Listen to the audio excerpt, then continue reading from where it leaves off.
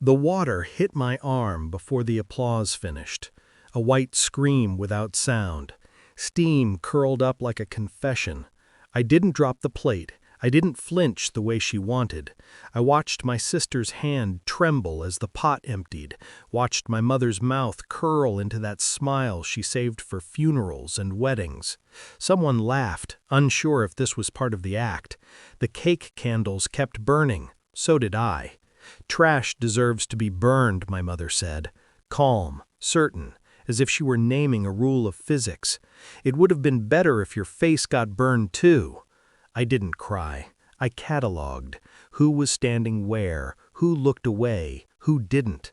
That's how it always starts, with inventory. I remember when my sister used to braid my hair before school. She would pull too tight, then apologize, then pull tighter anyway. I remember believing her apologies because believing was cheaper than thinking. Our mother taught us the economy of cruelty early. Affection was a loan, never a gift. Interest compounded fast. I paid my dues. I paid for the house repairs. I paid for the quiet. When my sister's startup gasped its first breaths, I was the oxygen, $350,000.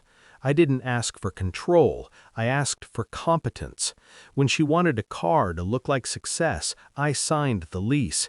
Black BMW, new leather, a smell like promise. At family dinners, they toasted her ambition and called my work lucky. My mother liked to say luck favored the obedient. I learned to nod. I learned to keep my receipts. The burns blistered under my sleeve while they sang to me, "Happy birthday, make a wish." I wished for silence, and got it. People dispersed, embarrassed, full of cake.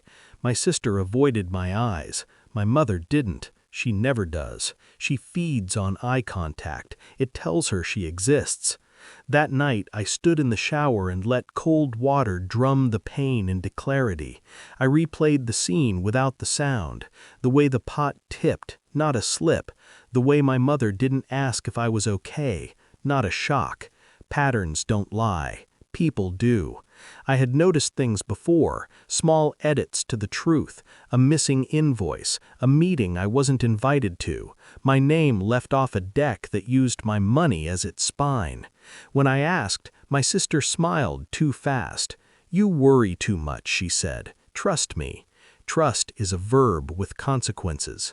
I didn't confront them. I slept. I woke early. I opened my laptop and pulled the thread. The numbers unraveled like they'd been waiting. Shell vendors, inflated contracts, the BMW charged to marketing, the investment agreement amended without my signature, then quietly backdated. My sister's handwriting is distinctive when she's nervous. She dots her I's like she's apologizing to them. I took screenshots. I saved copies. I called my lawyer and used the tone I reserve for emergencies and weddings. Calm, precise.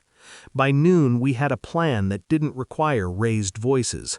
Revenge isn't loud when it's done right. It's administrative. I invoked the morality clause she'd laughed at when she signed. I froze the funds pending audit. I sent a notice of default that read like a bedtime story. I canceled the investment. Not with anger, with punctuation. The BMW was easier. The lease was in my name. I sent a driver with a smile and a clipboard. He took the keys from her hand while she was on a call, mid-sentence, mid-lie. She chased the car barefoot down the curb until dignity remembered itself and pulled her back. My mother called me then. I let it ring until the buzzing felt like power. When I answered, I didn't explain. I listened. She called me ungrateful. She called me dramatic. She told me blood is thicker than contracts. Boiling water is thicker than blood, I said. It surprised us both. She laughed, a small laugh. She always underestimates how heavy small things can be. The audit findings went out that afternoon. Board members I'd never met suddenly remembered my name. Investors who'd mistaken my silence for absence found my email thoughtful and thorough. The startup didn't collapse. It sank, slow and documented, like a ship that knew it was going down and agreed. We met a week later in my mother's living room. same couch, same framed family photos where my face is always at the edge, cropped by accident. My sister had bandages on her pride. My mother wore certainty like perfume. "You embarrassed us," my mother said. She chose her words like weapons she'd sharpened for years. I rolled up my sleeve. The burn had healed badly, pink and stubborn, a map of pain I didn't need to show. "You did this," I said, not pointing, not pleading. Naming is enough.